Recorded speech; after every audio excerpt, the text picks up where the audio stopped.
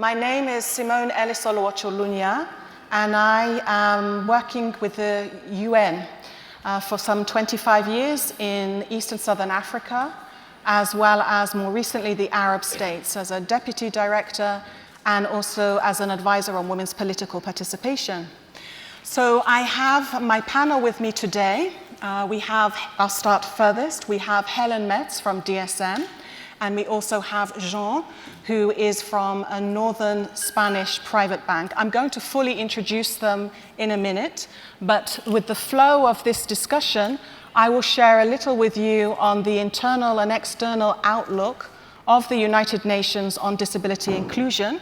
Then I will fully introduce my panelists, and we will go into some questions, and then we'll have the opportunity to also respond to your questions. So, as I said, I explained where I am coming from in terms of my profession, and my focus is on sustainability and diversity. So it's a wonderful opportunity to have this panel with us today in order to discuss diversity inclusion. I'm going to start from the assumption that we all agree and all understand that the inclusion of diversity is a must, it's essential, and it also benefits everyone. There's a wealth of information, evidence out there. Jean will also refer to some. But I just want to highlight Diversity Matters, a catalyst study from 2014, which looked at a large number of businesses across the world, and it identified 39 key positive outcomes within businesses that take as a priority investment in diversity inclusion. So in terms of the United Nations and our actions and our responses, I would say in the last few years there has been a lot of momentum on this. I'll speak specifically to family-friendly policies, to disability, and to women's empowerment. So on the first point with regards to family-friendly policies, there has been a call by staff who have been supported by their leadership in some of the agencies to introduce these policies. We already have seen some examples. I'll cite Bangladesh, where a nursing program was introduced. And as a consequence of that program, there has been a decrease in absenteeism, an increase in productivity, and certainly in morale. So this is a path that we want to continue to follow. And this call by some of these agencies will look at 4 dimensions. The first is to increase parental leave to 24 weeks. The second is to have official designated spaces for nursing and pumping. The fourth is to have childcare support for parents with young children. And then the fifth is to have equal treatment as well as respect for all methods of having children. Now, last year in December was quite a compelling year in regards to disability. Why it was compelling is because the Secretary General launched the first ever disability inclusion strategy within the UN. And then UN Women, the agency that I'm representing, also introduced a strategy on disability for women and girls. It's very important that these strategies don't just sit beautifully on a shelf.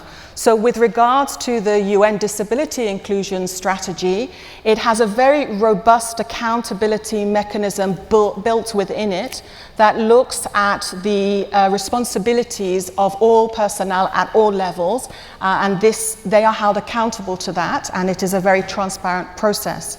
With regards to the UN Women's Strategy, I had the opportunity earlier this year to conduct the first disability inclusion training within the Arab states for our personnel.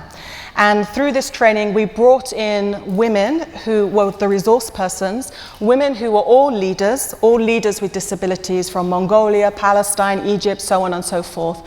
And they helped us to look at 4 key areas within that training. It is inclusive management, infrastructure accessibility, communications, and also how to design and implement policy and practice from a disability inclusion perspective. Now, more topically, turning to the corporate world, the UN has a well-established mechanism to address gender equality in businesses, and that is through a collaboration which some speakers actually referred to yesterday and also today, the UN Global Compact and UN Women, who work on the 7 principles of women's empowerment principles, or more fondly referred to as the WEPs. Now, with these principles, it is up to businesses to decide whether they want to participate and engage in this process. And if they do, they design their journey, their WEPs journey, according to their priority, their needs, and their ambitions. So the WEPs covers 7 areas. It covers leadership, human rights for all, well-being and safe and healthy environments for all, professional development for women's empowerment. I'm sure many of you heard about mentor schemes in the course of these 2 days. Enterprise development, supply chain and marketing practices to empower women. The promotion of equality in communities through initiatives and advocacy. And lastly, these measures are published, so they are available for all to see. To date, we have around 2,000, just under 2,300 CEOs who have signed up to the WEPs and can tell their own stories, and some of whom are with us here today, which we're very pleased about. Now, I'm often asked, why are you addressing women's empowerment? What is this women's business all about?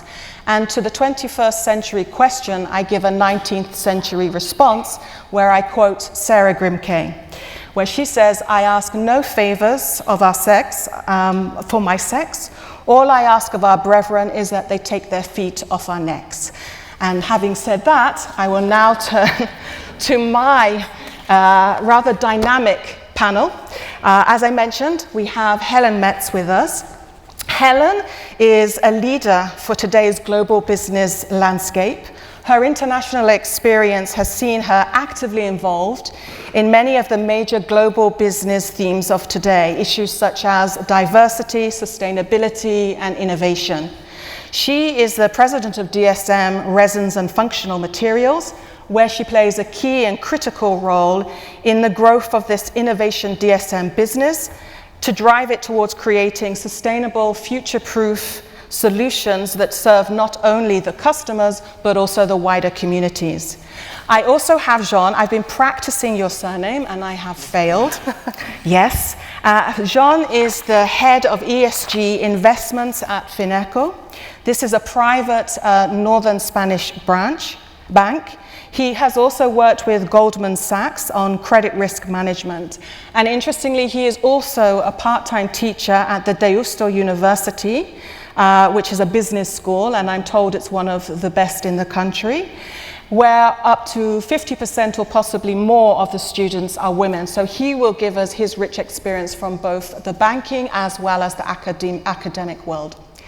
So, can I start with you, Helen? Helen, you have described yourself as a feminist leader, and I would like you to explain to us what that means in 2019 in the corporate world. Yeah, I'm happy to do so, and it was very interesting when you said to me, hey, it was nice that you describe yourself as a feminist leader in this day and age. And let me just share what I mean. So, first of all, when I say I'm a feminist leader, of course, I am female, yeah? I mean, that's something that of course, you could change, but I don't want to change, and I'm happy to be a female leader. I like my high heels and my dresses. It's not very practical when you're sitting on stools like this a lot of the time. But my message is I really try and embrace who I am. And I try and make sure that as I'm leading companies or businesses, that I really talk about that being a woman is good, and the best that you can be is yourself. And just to empower people to feel comfortable as they are. And I have literally grown up in a very male-dominated set of companies. So 9 times out of 10, I am the only female there. And there can be a tendency that you try and downplay that feminism. Mm-hmm. And I say don't. Be who you are, enjoy it, take it. Now, the second thing for me in what I mean by that is, as a global leader, I think one of my biggest priorities is to drive diversity and inclusion. It is an absolute responsibility. And for me, it is common sense. When companies are trying to address the big issues in the world, you can only do that with diverse and inclusive organizations. But as we all know, common sense is not always common. So I make it something that is really something that I talk about a lot. So I care about diversity and inclusion, but I also care about ensuring that gender diversity is one of my priorities, because I am a female executive leader. So I feel a personal responsibility actually to help females be successful in the workplace. It's one of the reasons that I'm here. I will talk about it, I will help coach. If people see women make it, then sometimes it's just hope. If you can have a dialogue, also to help my male colleagues understand the difference between men and women. I have some of those traits that you can talk a little bit more, or you can laugh at the wrong time, but when you understand that, you can actually enable the organization. So that's why I say, from a really a female leadership point of view, I embrace it and I drive it. Excellent, thank you very much. I want to turn to you now. You have 16 years of experience in the banking industry. Can you share with us, in terms of diversity, inclusion, can you share with us the evolution of that in the banking industry? Well, it's funny because I come from Bilbao in the northern part of Spain, from the Basque country, and the Basque culture has been always very focused on and rooted in the female leadership, because women were the ones that were taking all the economics of the house, while the man was maybe sometimes fishing or doing some other type of task. The woman was the key part of the family, managing all the economics and the finance of the family. Funny enough, when you go into banking, you have the opposite world. I've been working 16 years in the banking industry. I work now in an asset management entity, and you find interestingly that when you are at university, you have like a 50% female, 50% male breakdown, basically.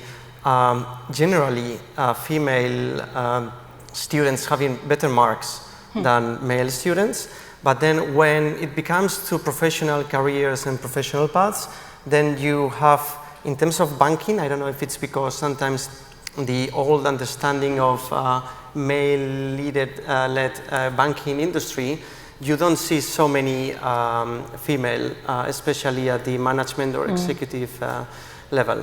It is true that now that we are developing all the ESG implementation in terms of fund management for our portfolios, and also when we, for example, next week we are having a summer program into ESG topics for the whole week in English in the university so that everyone can attend. You have 50% attendance of female. And you see that when you go to forums, banking forums, to see what are the new trends, the old style type of male-led audience just changes dramatically. So I think in terms of ESG and sustainability and ethical investments, I think there is a huge opportunity just to balance those things, to make finance more inclusive and to make finance a little bit better in terms of also asset management, that later on I'll give some statistics, interesting statistics about what's the role of female at the investment committees of fund management firms. Thank you.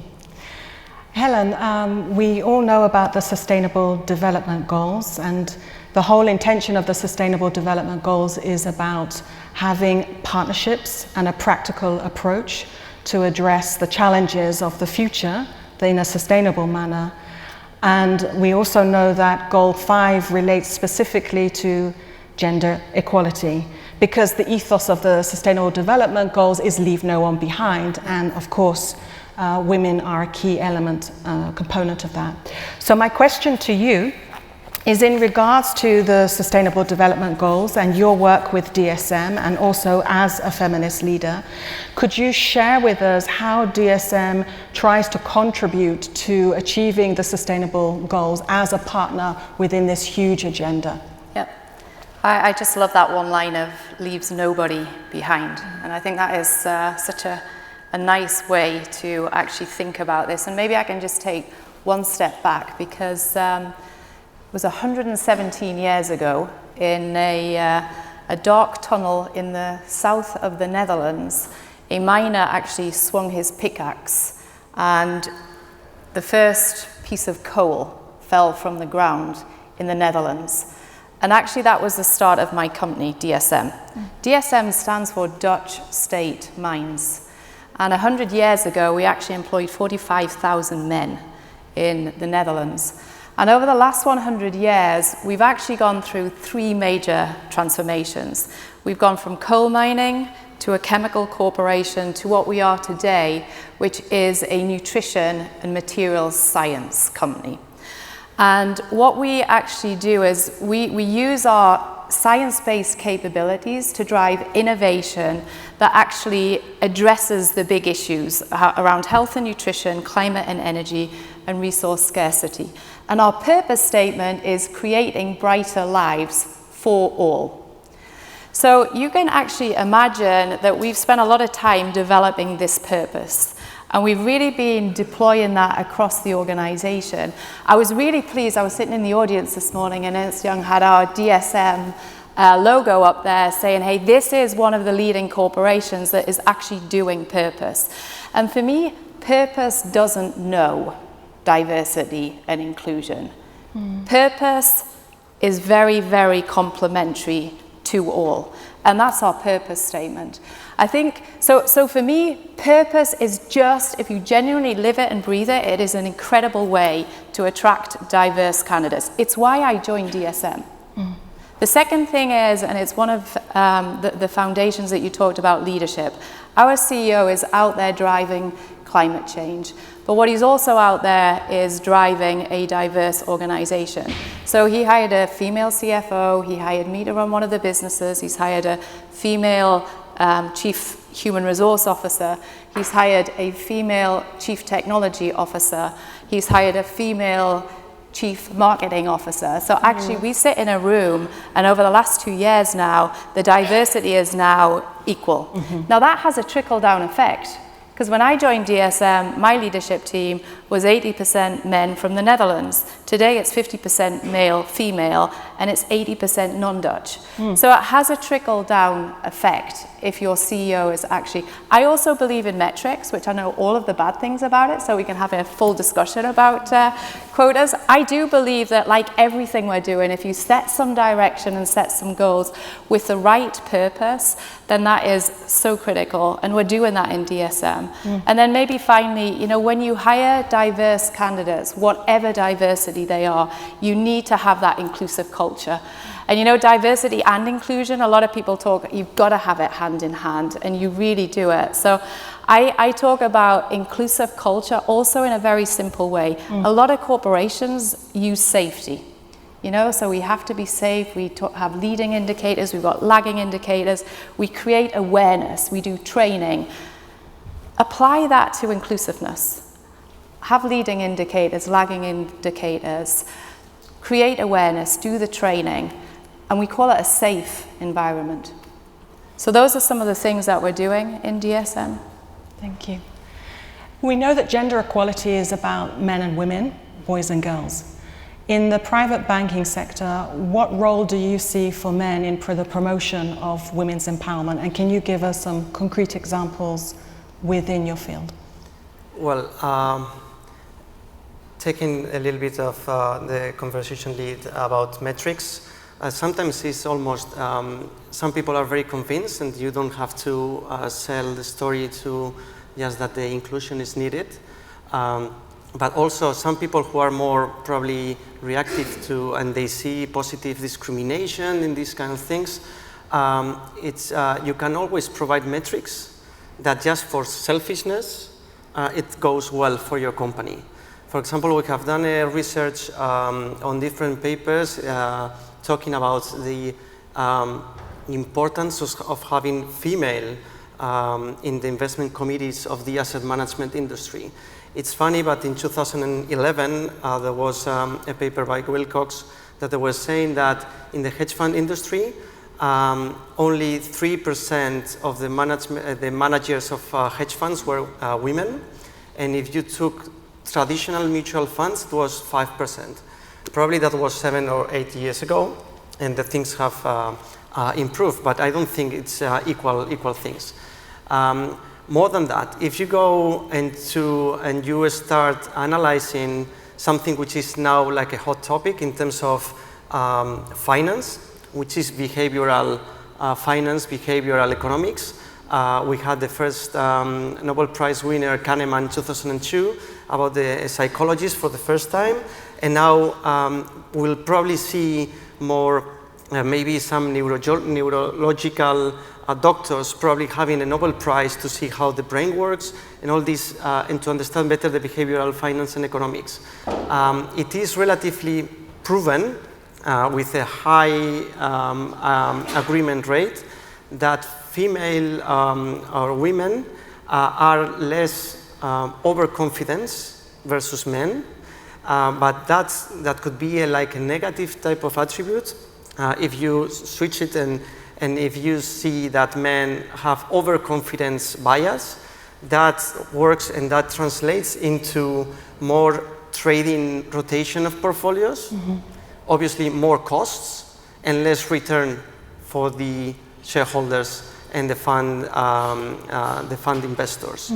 Also, it is relatively proven that women are more prone to access their failures and their mistakes rather than men, and that always helps a lot in terms of cutting losses when you are a fund manager. So that also helps in terms of performance of the funds.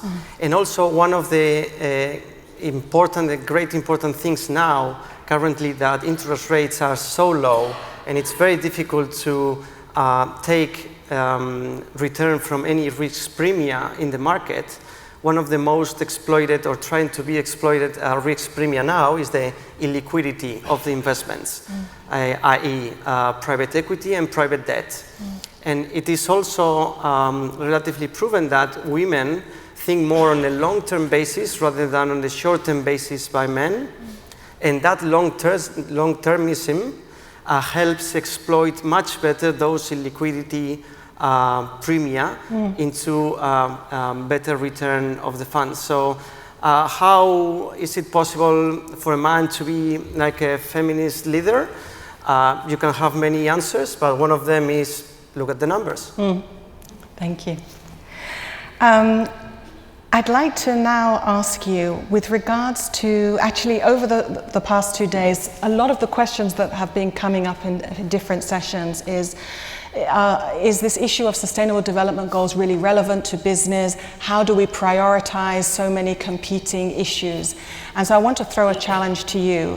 When we talk about diversity and inclusion, diversity is not siloed. You may have one person within your workforce who experiences multiple diversities, whether it is with regards to youth, gender, ethnicity, disability. So when you have that issue, how do you ensure in the workspace that you address the multiple challenges that individuals can have? And do you see that that is a responsibility for businesses?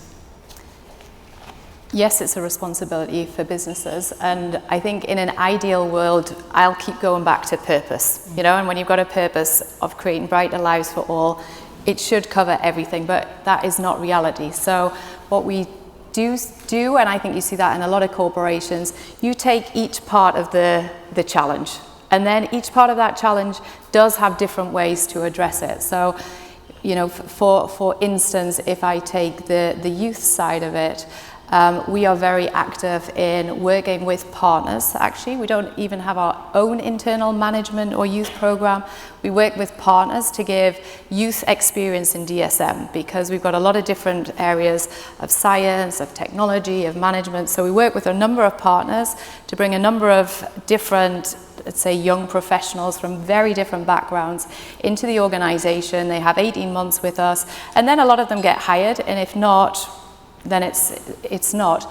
We also, we work with One Young World, which is also a foundation for young leaders looking at the big social issues. We send 35 people every year to One Young World, the youth of DSM, to actually already start to get them thinking about their role as young leaders around sustainability. So that's just one of the areas. Okay, thank you. I want to ask this question to both of you, and I'd like a yes or a no, because we want time to turn to the other questions. So this question is, in the beginning of the presentation, I talked about the women's empowerment principles. So my question to you is, do you think this is something your companies would want to promote and to also showcase the efforts that you have shared with us today? In our case, we are trying to already implement that. In terms of our investment committees, just to select bonds and equities for our funds, we have close to 45% of the members are women. And in terms of executive management, we have close to 40% of women participation. So it's a yes? Yes, it's a yes. It's absolutely yes. Okay, and Helen? Yes. Great, thank you. So let us now turn to the questions from the audience. We can start, the first question is for you, Helen. Yeah. Is it possible for a man to be a feminist leader? Perhaps that question should also have gone to you. Yeah. And I can answer it first, and then you can answer it as well. But you know, the answer is absolutely yes. I mean, I don't think you can wear the high heels, or you can try. But the answer is absolutely yes. I mean, it is a style, but that's also why I like to be out there saying I'm a feminist leader. Why? Because you get these sort of questions that you can say absolutely yes. This is about leadership style, and it's about understanding the difference and then enabling it.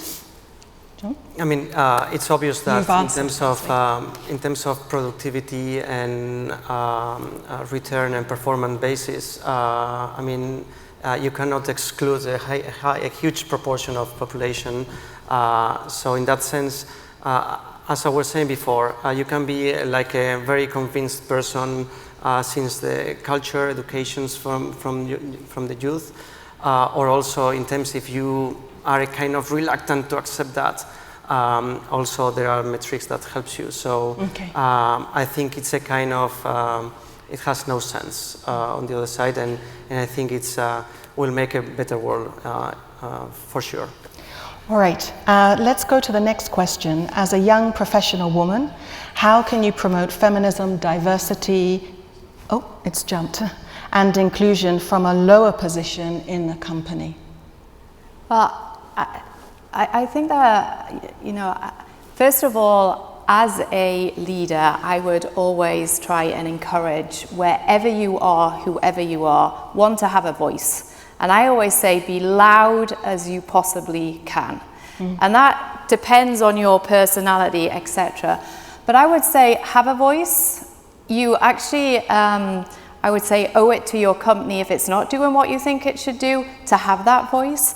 And I would also say, as a young professional woman, help your male colleagues understand what is different and how you think differently or how you are feeling. And so my answer is absolutely yes. And I think, like I say, when you're working more and more, we see much more over the last 2 days about purpose, about sustainability. This takes a different style of leadership. It takes authenticity. It takes partnership. So have a voice, help educate people around, make it your responsibility. And the answer to the question is, yes, you can. And would you agree with that? I wouldn't say anything else. Okay. Yeah, fully support. Wonderful. So you mentioned a lot of research that's specific to analysis around gender and women's empowerment. in the private banking sector. And of course, if anyone is interested, they can seek you out later on. And I'm sure you also may have additional questions that you want to put to Helen, who will be available after this session. And I saw it's gone, but I saw a question which I think was to me about the accountability in the UN, how to make businesses more accountable. There are a number of measures and frameworks, so wherever you are, please feel free to come and find me, and I'm happy to share that with you after the session. So what I would like to do is just thank you. I hope you have been inspired. I hope you have seen that there is not just the evidence, but practical living examples of how to do this within the business sector. I hope you're convinced that it needs to be done and it can be done. And I would like you to all join me in thanking the panelists here today. Thank you very much. Can you just wait a second? Thank you, Simone, and thank you both. Before we head to the closing keynote, I would like to award DSM with their 2018 Responsible Business of the Year Award. Unfortunately, DSM weren't able to attend the ceremony last year, but I'd like to just make a few comments from the judges around their submission and why they were the winner. So DSM is a company that has shown true ambition over a number of years to put sustainability at the heart of its strategy.